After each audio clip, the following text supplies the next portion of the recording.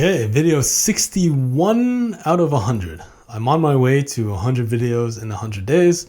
And this was a challenge I made to myself just so I can get into the habit of talking one-on-one to the camera. And yeah, to make these videos, I've been doing, daily posts on LinkedIn and adding the video version of it. And that's what this is. So today's video on today's post is about time and expertise.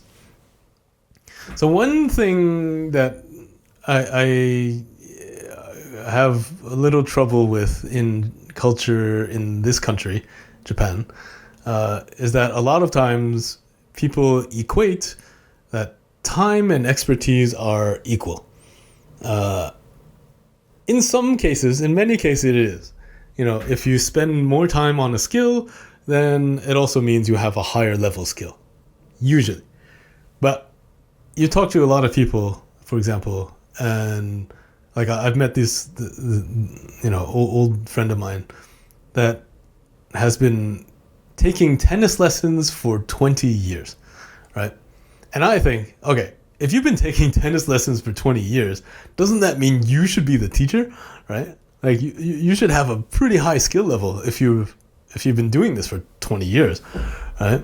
And that person just openly says, no, I'm still a beginner, or I'm an intermediate.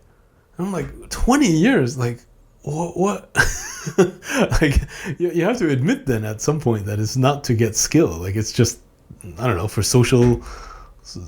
socializing, or because she likes the teacher, or I don't know, whatever. She has good friends that she goes with, or for fitness, whatever.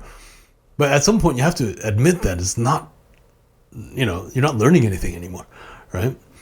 And yeah, you see this in so many cases. Like, there's like a 2-hour wait to enter this ramen shop, and people are lining up around the block, and you see it's like a amusement park line, and there's all these like wavy partitions or whatever, and like people think like, oh, 2 hours to wait, it must be amazing. It might be, or it's just good marketing, right? Like that's not always the case, right? Or even me, right? So people find out I've been in Japan for almost 20 years. So, oh, you must be fluent. It's like, no, right? Time in Japan doesn't mean I'm fluent in Japanese. Like, it just wasn't a priority for me. I have pretty deep knowledge about the culture and the lifestyle here, society, politics too, but language, I'm catching up now, right? But no, I'm not. I wouldn't call myself fluent or bilingual at all. So yeah, I just feel like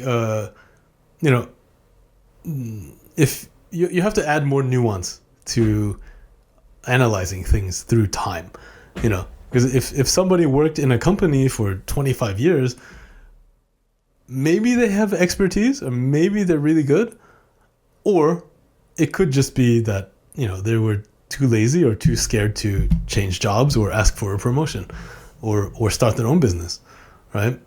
Like, they could be an expert or they could not be. Like, it means something, but it doesn't mean everything, right? And that's something I struggle with here a lot.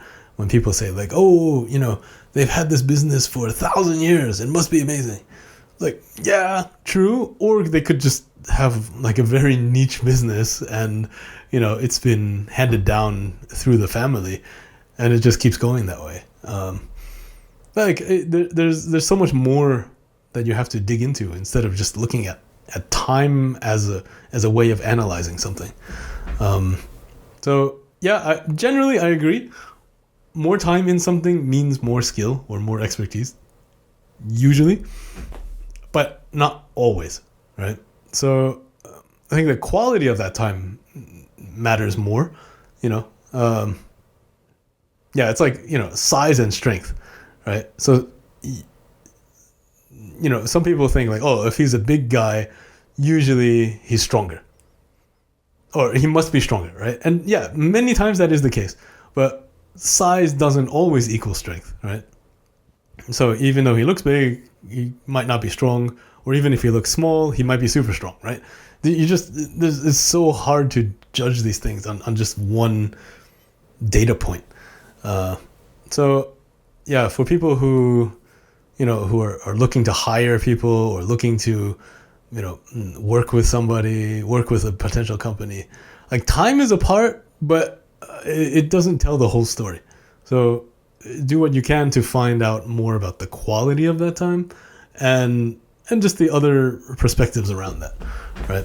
So yeah, time and expertise is it means something, but not everything. Okay, so just keep that in mind. Thank you for watching. I am Inbound Alex, and I help Japanese brands with their inbound sales, and then when they're ready, I help them go overseas. If this is your brand, please give me a call and let's get started. All right? Thanks again. See you next video.